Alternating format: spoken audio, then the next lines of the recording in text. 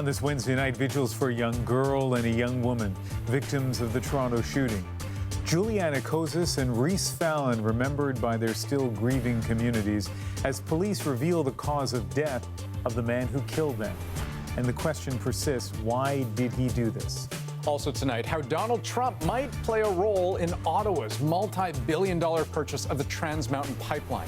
CBC News has seen the contract, and the final say could land on the president's desk. Can anyone say bargaining chip? This is The National.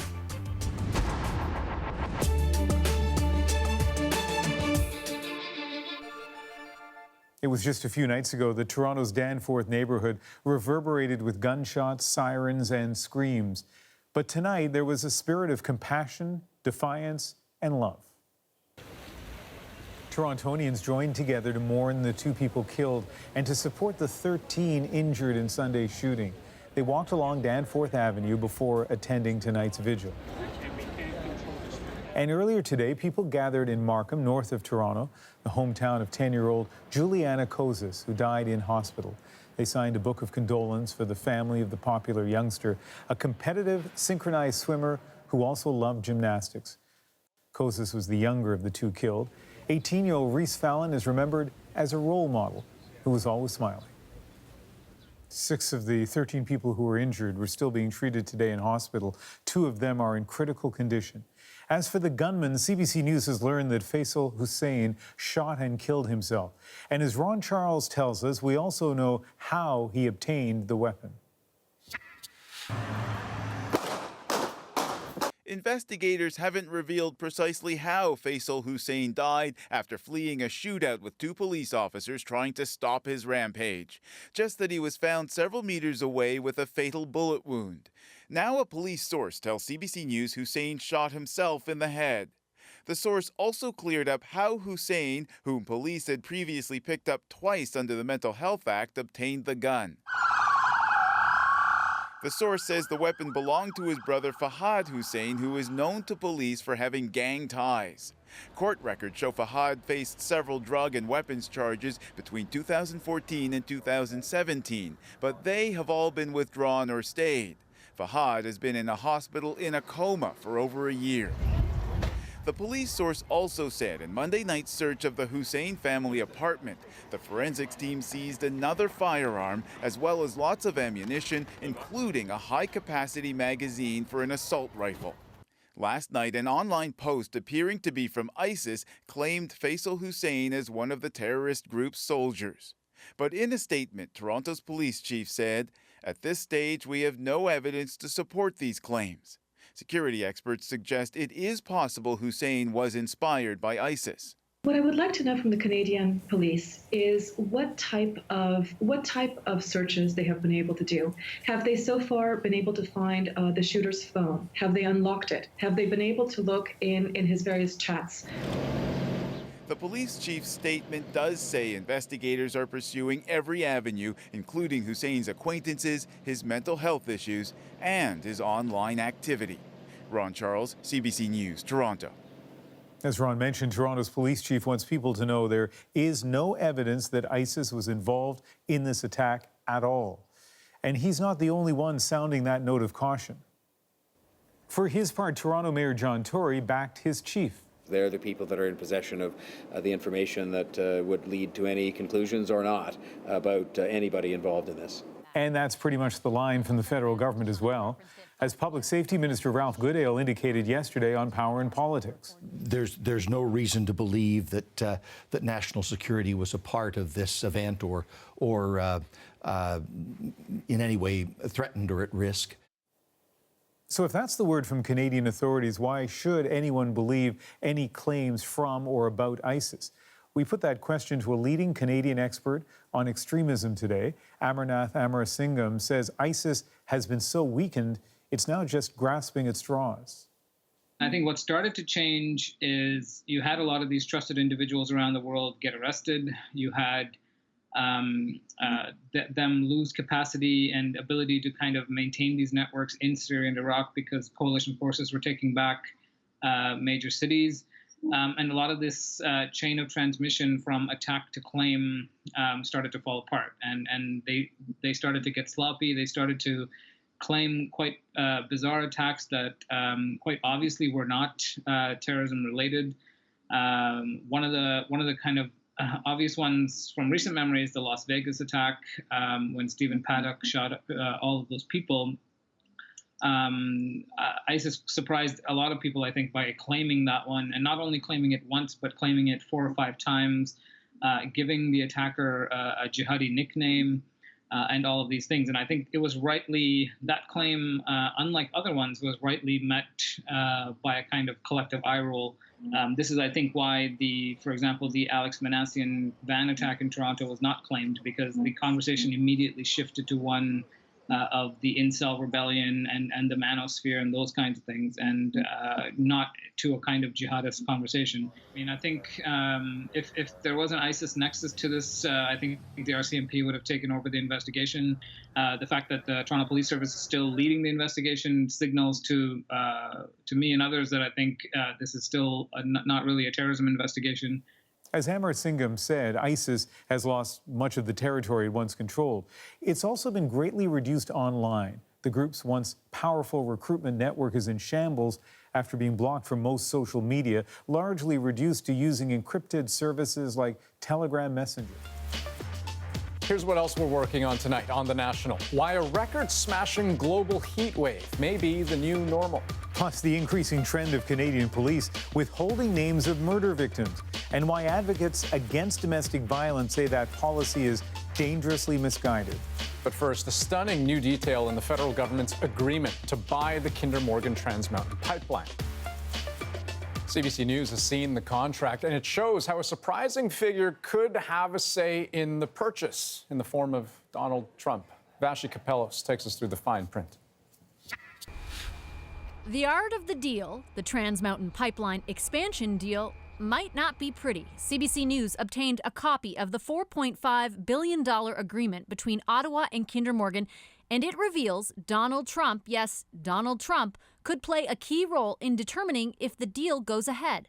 Under the agreement, the federal government is buying not just Trans Mountain, but the Puget Sound Pipeline, which ships crude from BC to Washington state. That part of the purchase is subject to a national security review by the U.S. Committee on Foreign Investment, known as CFIUS. The problem? Depending on what CFIUS concludes, their recommendation can be referred to the president, so Trump could have the final say.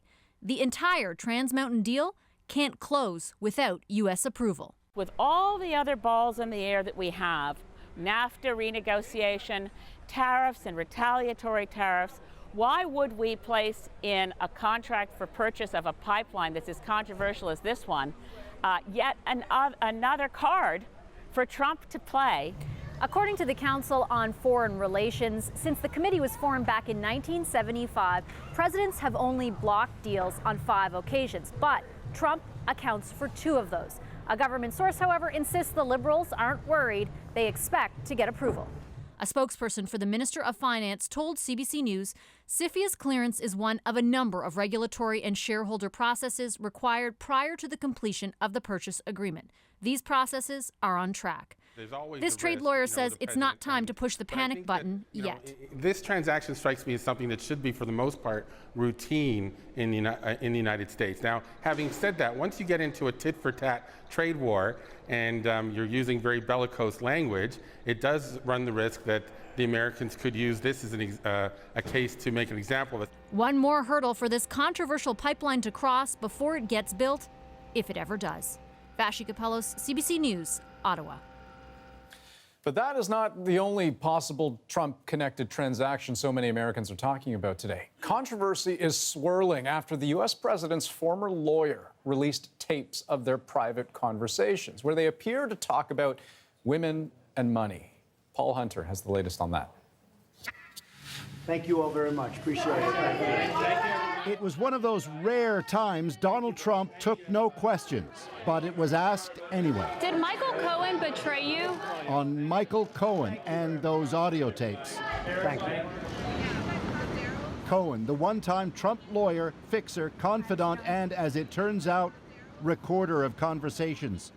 It is a big night here. Last night, handing a bombshell to the news outlet Trump hates the most. Secret recording of President Trump back on the tape made secretly just weeks before the 2016 election, Trump and Cohen, himself under investigation for fraud and campaign finance violations, are heard talking money. When it comes time for the financing, which will be... Listen, what financing? We'll have to pay you. So I'll pay the cash. No. Interpreted as hush money to cover up a relationship Trump is alleged to have had with a former model who'd already been paid off by the National Enquirer. It's believed Trump's money was aimed at, in turn, buying the story from the paper to guarantee it stayed unpublished. Trump never did pay. The audio tape runs just under 3 minutes, then cuts out. Hey, Don, how are you? Setting aside the salacious aspects, the key question for Trump, does any of it signal actual legal trouble? If the Enquirer's owners convinced Trump they'd keep quiet on their own no matter what, and if that was aimed at protecting Trump from scandal in the campaign, with Trump's knowledge, say legal experts it could skirt campaign finance laws as an unreported donation in kind. I don't care about the president's personal life, but I think the issue that matters is his truthfulness. I think it raises real concerns, and I would expect and anticipate that federal investigators are looking into it to figure out what exactly happened. As for Trump, he tweeted today what kind of lawyer would tape a client, adding that the tape cuts out while Trump was, as he put it, presumably saying positive things. Says Cohen's lawyer, there's more to come. Andrew. And Paul, there is some breaking news coming out of Washington tonight. Some Republicans making moves to impeach Rod Rosenstein. What's going on there? Yeah, Rod Rosenstein is the Deputy Attorney General and effectively the boss of Bob Mueller, head of the Russia investigation. Tonight, a group of Republican lawmakers, all of them hardcore Trump backers indeed, filed articles of impeachment against Rosenstein for high crimes and misdemeanors, accusing him of hiding information from Congress, even though his department has already given lawmakers some 880,000 pages of documents as requested. Nonetheless, this step tonight and the implications are potentially serious. If Rosenstein goes, Trump would no doubt replace him, likely with someone less supportive of Mueller and his investigation, aka, as Trump would have it, the witch hunt. Will it happen? Unlikely. Not only would tonight's move have to pass in the House, and by no means do all Republicans support this, but then it would need a 2/3 majority in the Senate, effectively impossible and likely months away regardless. Still, it's a dramatic move, stirring the pot and ratcheting tensions on this ever more. Never a dull day. Paul Hunter in Washington. Thanks, Paul. And lots more we're tracking tonight, including an explanation for what caused the deaths of 3 workers last year at a BC arena. According to a new report, it was old equipment that caused an ammonia leak last year at an ice rink in Fernie, BC. And what's more, city officials had been warned years before that the piece of equipment known as a chiller should be replaced. There are 18 recommendations to help prevent other deaths, including removing chillers as soon as leaks are discovered. This gap will be closed. Better housing, better education, better health care, and yes, lands and resources coming back to First Nations people because we know it's assumed Crown sovereignty. Perry Bellegarde tonight after being re-elected as the National Chief of the Assembly of First Nations. That's one of the biggest players in relations between First Nations and the federal government. He won on the second ballot, picking up just over the required 60% of the vote. Now, Renee Filipponi is at the annual General Assembly in Vancouver. She joins us now. So, Renee, let's start with the significance of this. What does Bellegarde's win mean for the AFN moving forward?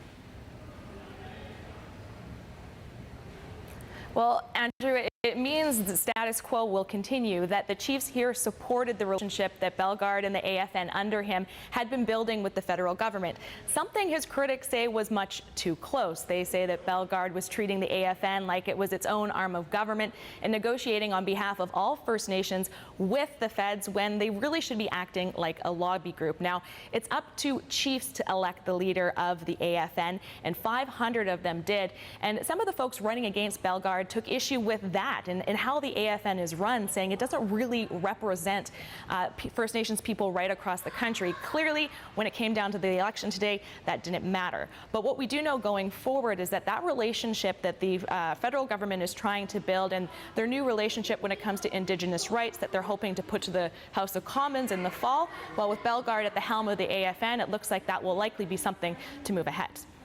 And Renee, I've been following along all day. I know not everyone is happy with how today's vote unfolded. Can you take us back and explain what happened there? Yeah, absolutely.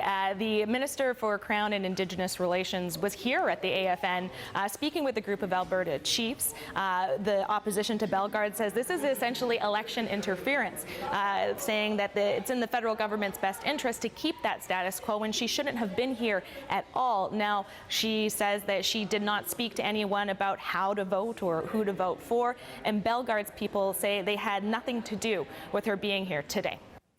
Okay, Renee Filipponi in Vancouver. Today's general election in Pakistan was rocked by deadly violence. At least 31 people were killed in a bombing near a polling station in the northwestern city of Quetta. Today's attacks were the latest in what has been an election plagued by violence and allegations of corruption. Unofficial preliminary results are in. Thomas Dagla has more on the man poised to lead the country. The results may be disputed, but to these Pakistani voters, no matter. Imran Khan and his PTI party seem headed for government. The people of not only who support PTI, but also the people of Pakistan can look forward to a golden era. Khan took a long road to get here. First, coming home as cricket world champions in 1992. No one got more love than team captain Khan. Then came his jump into politics, his promise to eliminate corruption. Years later, voters could cast their ballots for him this time around. Just hope that it brings something good in the future. Rooting out government rot as promised would shake Pakistan to its core and could lessen the military's domestic power, says this observer. Then Pakistan will be in a much, much better place. And if Pakistan's in a better place, the region's in a better place. And internationally, we're all a lot better off. Notably missing from the ballot, three-time Prime Minister Nawaz Sharif, recently arrested and sent to prison. This is the source of Nawaz Sharif's troubles, thousands of kilometers from Pakistan, here in London. His family bought 4 luxury apartments in that building, apparently using offshore accounts, and that got him arrested on corruption charges back home. His brother, Shahbaz Sharif, ran in his place. He claimed the election had been rigged and that Pakistan's powerful security establishment was tilting the vote for Khan. Ballots were being counted well into the night, but for Khan supporters, celebrations were already underway. Thomas Dagler, CBC News, London. And still ahead here on The National. Think of it like Netflix for cars. Aaron Saltzman explores how subscriptions are changing the way people see their commutes. Plus, water on Mars. Could it mean life, too? And Regina police might become the next force to adopt a controversial policy choosing not to name murder victims. Next, why some families of victims say they want their stories told. She was human. She was important. She was loved. She was valued. And I would want the public to know that.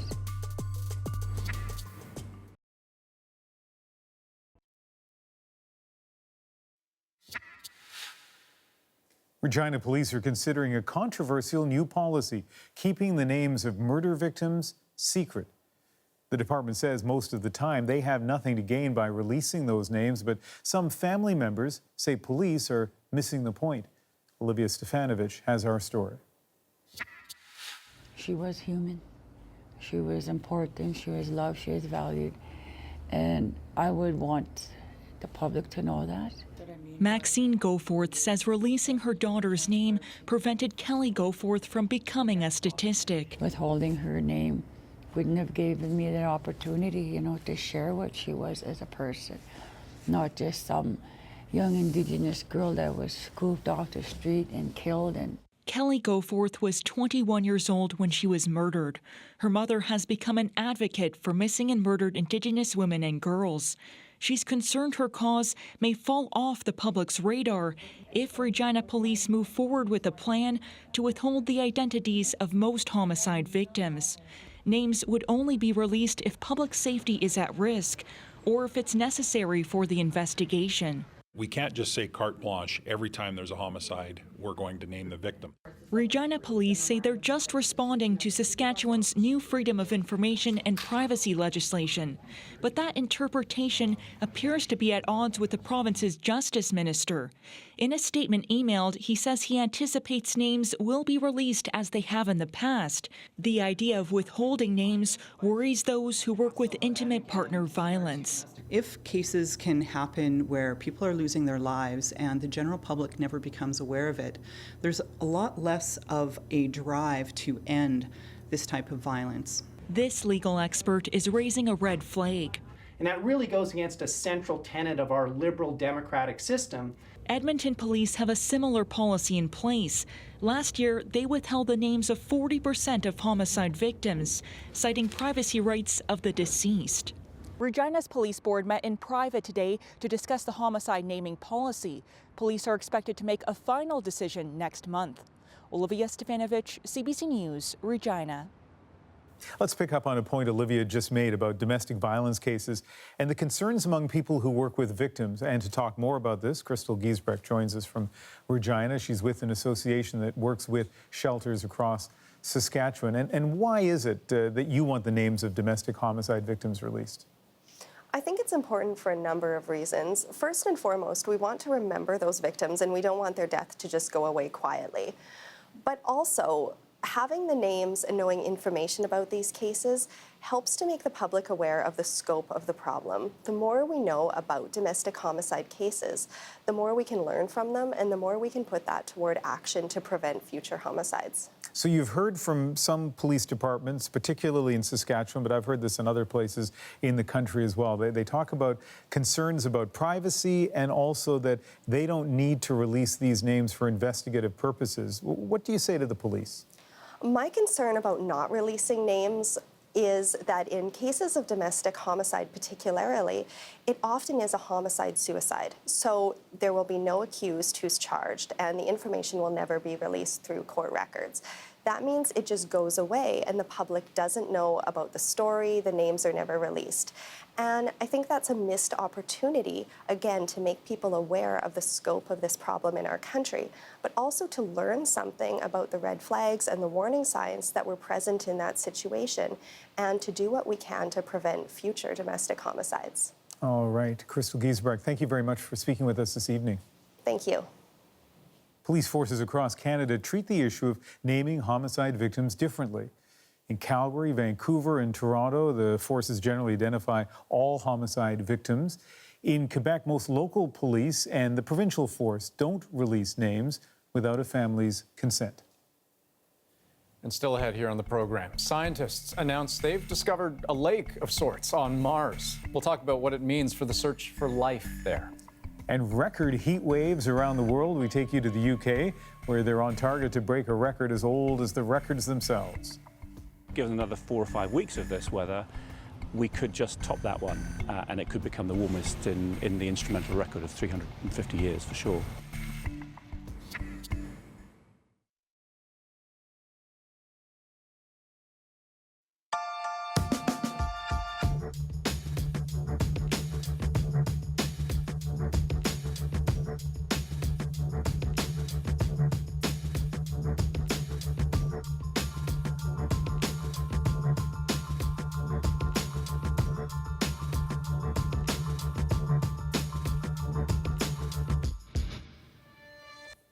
So Britain's new motto could be keep cool and carry on. And as Katie Simpson explains, if conditions don't change, this could be the hottest summer on record there.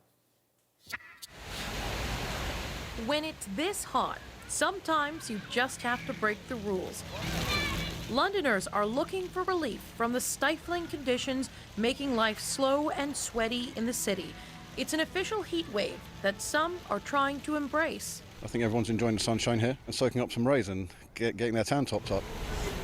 All this week, temperatures are expected to hit the mid to low 30s, nearly 10 degrees warmer than average for this time of year. It comes after an unusually hot June and the hottest May on record in the UK. This summer will shape up to be undoubtedly one of the top 10 warmest. England has been keeping temperature records in one form or another since the time of Cromwell in the mid-1600s. This professor says if these conditions continue, this summer could smash records. Currently, that record shows that the warmest summer was 1976, so that was about 40 years ago. And at the moment, our temperatures are tracking 1976. So given another 4 or 5 weeks of this weather, we could just top that one, and it could become the warmest in the instrumental record of 350 years, for sure. The heat has been amplified by a lack of moisture. It's been 7 weeks or so since the last significant rainfall. The hot conditions are hitting farmers the hardest. Not only are they starting to run out of feed for their livestock, but the fields that they're harvesting are so dry, they're starting to crack in desperate need of rain. The city's parks are also scorched to the point that sun seekers are starting to blend in with the bleached grass.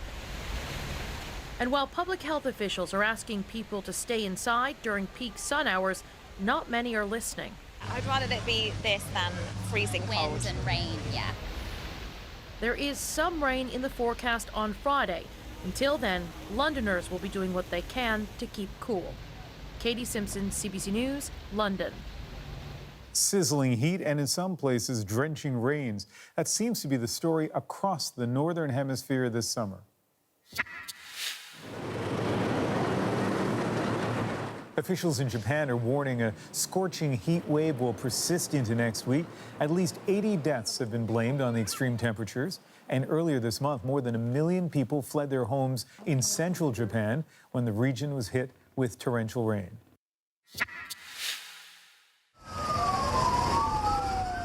In Europe, the record dry heat has brought wildfires. An entire village in Greece wiped out when flames ripped through the town earlier this week. Wildfires are even burning above the Arctic Circle as Sweden struggles with some of its worst heat in years.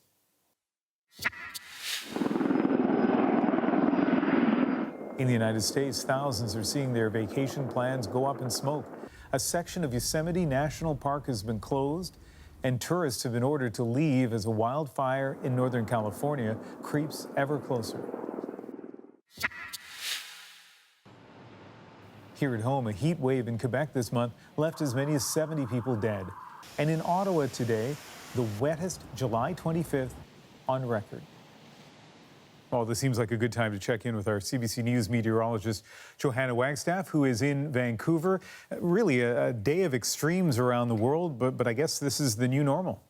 Yeah, you're right, Ian. These kinds of extremes are becoming the new normal. Over the past century, human-made greenhouse gas emissions have meant that heat records are being broken more and more frequently, and we're seeing less of the cold records. Now, that's not to say that any one person will still experience an unusually harsh winter or a cold season, but the signature of climate change is unmistakable. In fact, in the 1990s, for the Earth, an unusually cold or a below-seasonal cold year was becoming rare, and it's virtually extinct now, Ian. I know you're used to in Vancouver giving the forecast for tomorrow or maybe 5 days, but I'd like you to look ahead for a year. What should we be expecting? I think we can do that with the help of the sea surface temperatures in the equatorial Pacific. That's where scientists are looking now for clues about the year ahead, and it looks like we're in a building El Nino. So this is a large-scale weather phenomenon that changes the weather patterns all around the world. And globally, this is when we get our hottest temperature records around the world. So it does look like we'll see more of these heat records broken over the next 9 to 18 months. And as our baseline shifts up, even naturally occurring phenomenon like El Nino will also just get hotter in the future, Ian. Thanks, Johanna. You're welcome. Researchers want to know what effect climate change has on the migratory patterns of right whales. In the spring, the endangered mammals moved north along the eastern seaboard to feeding grounds off the Bay of Fundy. But last summer, an unprecedented number ended up in the shipping lanes of the Gulf of St. Lawrence with tragic consequences. A team from Halifax is now trying to map exactly where the whales are going and why, with the help of some underwater gliders. Gabrielle Fahmy explains. After months of planning, this little device is finally ready. Direction, the Atlantic Ocean. So it both floats and sinks depending on if we want it to go up or if we want it to go down. It looks like a tiny plane, and it kind of works like one too, using its wings to move up and down the water, scouring the ocean for months at a time. Basically, it picks up the pitch track of different whales, and based on the shape of the track, it can identify what type of whale it is. This little robot works relentlessly. So that was what you heard was just the moan. So that back at the lab, scientists can tell where these whales are, and for the first time, where their food is too. The amazing thing about right whales is that they're so large, and yet they feed on some of the smallest organisms in the ocean. And because they rely on such small things, they need to find these plankton in really, really dense patches. That's how researchers will predict the whale's next move, the key to preventing more deaths, but in a way that won't hurt fishing and shipping industries so important to Atlantic Canada. Everyone in the community understands the urgency of the situation. I mean, with 18 whales dying last year and no calves, we're in a position where, I'm a PhD student. I may not be able to have a career studying right whales if we don't do something. A big ocean with lots at stake, and the world is watching. And we're doing a photo story or photo essay about the right whale. This is a global issue. Entanglements and ship strikes are something that affect all whale populations. It's not just the right whale. So, and the story is bigger than just the whale itself. Watching Canada's every move, because another fatality blamed on this country's industries could spell troubled waters for international relations. After the summer, all the little robots come out of the water, and that's when the hard work begins. The key question, why the whale's food is suddenly so abundant in the Gulf, and what role climate change has played in bringing it here. Gabrielle Fahmy, CBC News, Halifax.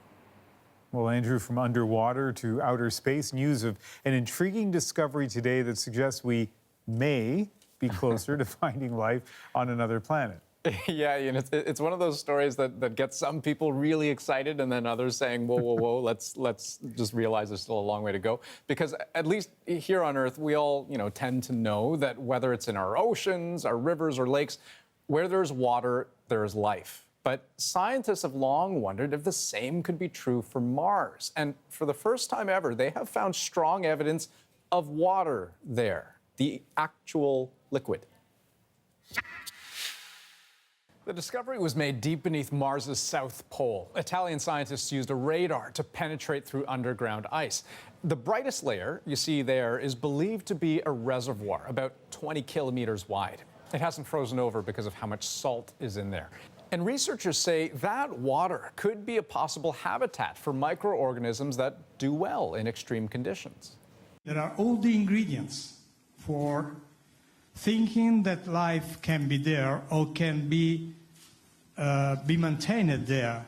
Still, nobody wants to get too excited. Cautious optimism is the order of the day, particularly when it comes to what this means for humans exploring the planet. It's at the South Pole, just like here on Earth. It's not very hospitable. So what one of the scientists had spoken to said, well, we have people living in McMurdo, so sure, we could have people living down there. But it wouldn't really be like, for example, a colony location. We want to stay at the mid-latitudes. But we already know that water lies just below the surface of that dirt that we see. And we also know that it's in the dirt. Water is in the dirt. So we have ways of getting the water. We have a resource, and getting it would just be a process of technology. There are no plans yet to find a way to actually test the lake for signs of life, but scientists are hopeful this isn't the only underground water source on Mars.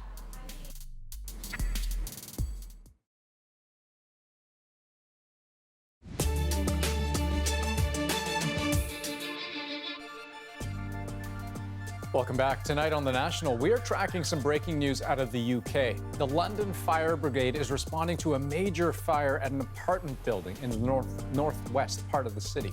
Officials say the fire broke out on the building's top floor, and right now around 100 firefighters are on scene trying to get the situation under control. Fortunately, at this point, no reports of anyone being hurt. It's a big shakeup in the hockey world. The Vancouver Canucks say they have parted ways with team president Trevor Linden. He was easily one of the most popular players in franchise history, but for most of his 4 years as team president, the Canucks haven't done so well. They've consistently been one of the worst teams in the NHL. The current GM, Jim Benning, is taking over Linden's job. It was great. It was pretty anxious in the crowd there. That you could feel the tension around. I didn't expect to be picked here. It was just an unbelievable feeling. That was a while ago. A young Jerome McGinley in 1995 on the day he was drafted to the NHL. Now, more than 23 years later, we are hearing that the Alberta-born forward is ready to hang up his skates. He's set to announce on Monday that he's retiring. It's expected to happen in Calgary, where he played nearly 16 seasons. It was an amazing feeling. It's a great opportunity for me. Ever since I was a kid, I always dreamed about playing in Europe, and now the opportunity presents itself. Just gotta take it. Well, you heard it there. It's a done deal. The young Canadian soccer star we've been telling you so much about, Alphonso Davies, he has confirmed today he will play for a major European club. He's being transferred from the Vancouver Whitecaps to Bayern Munich, and the deal is record-setting. The Whitecaps say it could amount to more than $22 million US. That's more than any MLS club has ever received in the league's 23-year history. And the global auto industry is mourning the loss of one of its most respected CEOs tonight. Italian-Canadian Sergio Marchionne is perhaps best known as the leader who saved Fiat and Chrysler from near collapse. He stepped down as CEO last week after falling ill, and he died today in Switzerland, reportedly from complications after shoulder surgery. He was 66. Well, think of all the things you've got subscriptions for. You've probably got a ton of them. Netflix, Apple Music, Spotify, Amazon Prime, the list goes on and on and on. But what about a subscription for your car? It's something a number of automakers are starting to offer. The car of your choice for a monthly fee. Aaron Saltzman shows us how it works.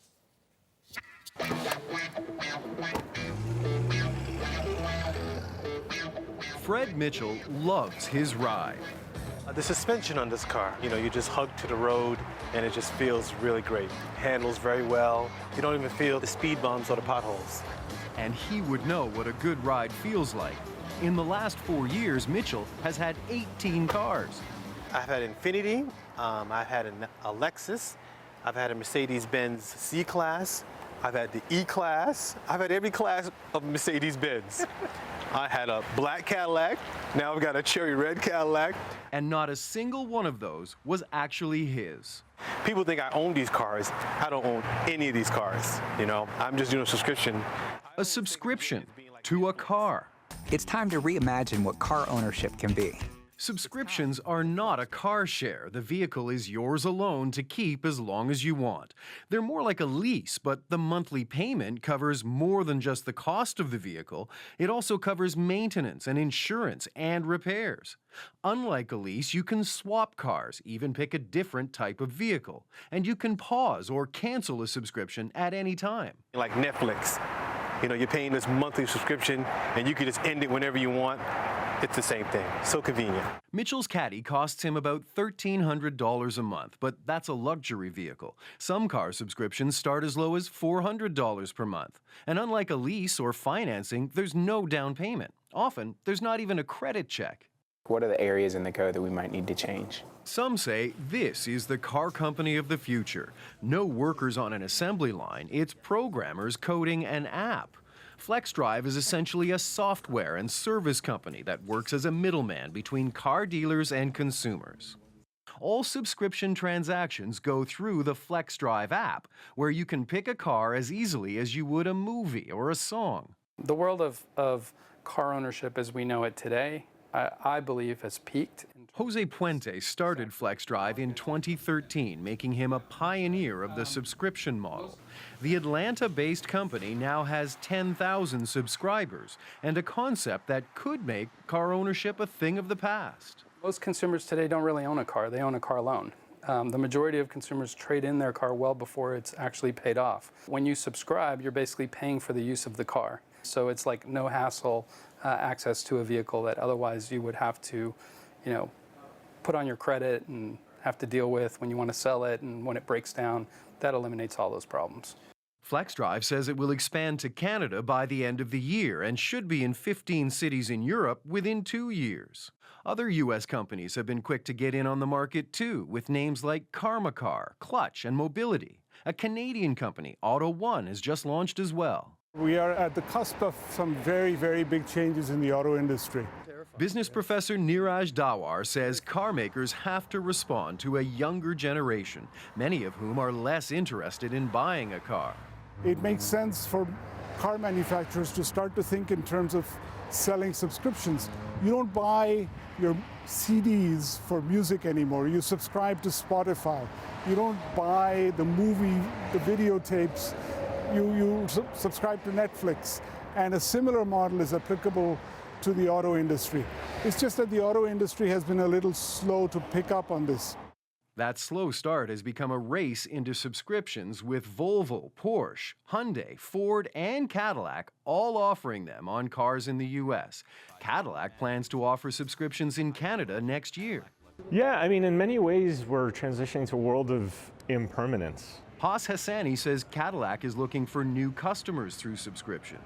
If we're just converting a customer out of a traditional lease or finance or cash deal in the existing customer, then we're not really growing and expanding our reach. So this program is very much designed to reach a new customer with a new service.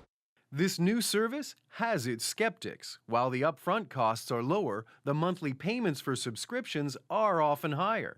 It's probably cheaper to pay off your own vehicle and drive it into the ground. And there will also be those who simply don't like the concept. I think there's a lot of people in the world, particularly in the U.S., that are very attached to having a car, and it's going to be hard to rip them away from it. But that's not Fred Mitchell. He's happy driving a car he doesn't actually own. I would never, ever get a loan or finance any car ever again. And he may never have to. Aaron Saltzman, CBC News, Marietta, Georgia. So, what do you think? Is car ownership really on its way out? Well, it may be if ride-hailing companies have anything to say about it, and self-driving cars may also have something to do with it. Take Lyft, for example, a big investor in that technology. One of its founders predicts that by 2025, people won't really own cars at all in major U.S. cities. They're testing out a subscription-based service, and they're developing their own fleet of autonomous vehicles, too. Next on The National, sadness and anger on the Danforth. The moment Toronto's mayor was confronted by an angry community member is our moment of the day. Mr. Mayor, please, I'm begging you. If you have kids and that happened to your child, you would understand, sir. You would understand. So that's coming up in a moment. But first, we want to show you a preview of a special CBC short doc that will bring you Friday night on The National. In Calgary, a mobile park has been home to dozens of people for decades, but then the city decided to close it, and that didn't sit well with one resident, 83-year-old Rudy Prediger. Here's a preview of eviction notice. This tree here, I planted that when it was about 1.5 feet high. And the city one day is going to come in here and hit my tree with a bulldozer. Well, and I look at the golf course, I say you got 300-400 people living in this park, and you got 6 people on the golf course, covering about 5,000 acres. And they have no place for us. Ridiculous. I'm not telling them to remove the golf course. I'm telling them to remove themselves from our way of life. If they don't like it, don't treat us like trailer trash. If you play nice, they'll walk all over you, you know. And a reminder that The National today takes you inside our journalism every afternoon. That's our newsletter, taking you deeper on the top stories and highlighting the stories that you may have missed. Today, Chinese lawmakers are vowing to crack down on the country's pharmaceutical industry after news broke that hundreds of thousands to millions of children received substandard vaccines. Subscribe to our newsletter at cbcnews.ca/thenational.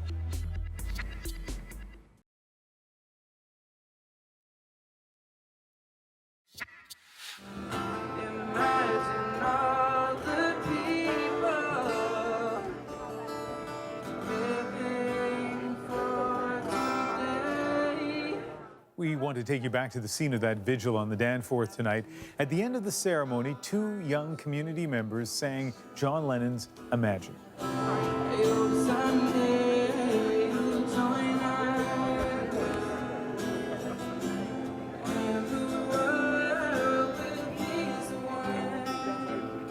But as some people mourn, others are also angry.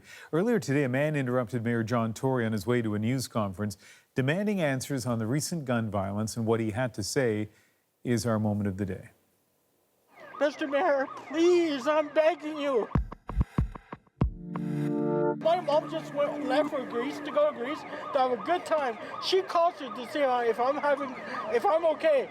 And I told her, Mom, there was another shooting about this time in our city on the Danforth, and we don't need guns. Nobody needs guns.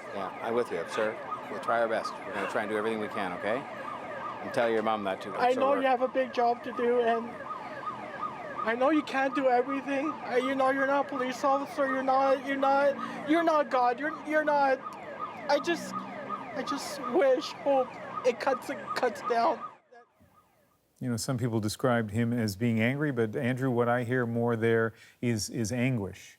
Yeah, I mean, it breaks your heart to see someone wear their heart on their sleeve like that. And I mean, you know this, Toronto City Council last night, they passed a motion urging the federal government to ban handgun sales there in the city. But even that, I mean, just one tiny piece of all of this. And there's so many questions, and now that the gunman is dead, and obviously there's not going to be any kind of criminal proceedings, it'll be interesting to see how quickly, I hope quickly, we get answers. For example, the path of that gun. Our news reporting shows that it was originally in the United States. How did it get here? How did it get in the hands of the gunman? One of many questions. That is The National for this Wednesday, July 25th. Good night. Good night.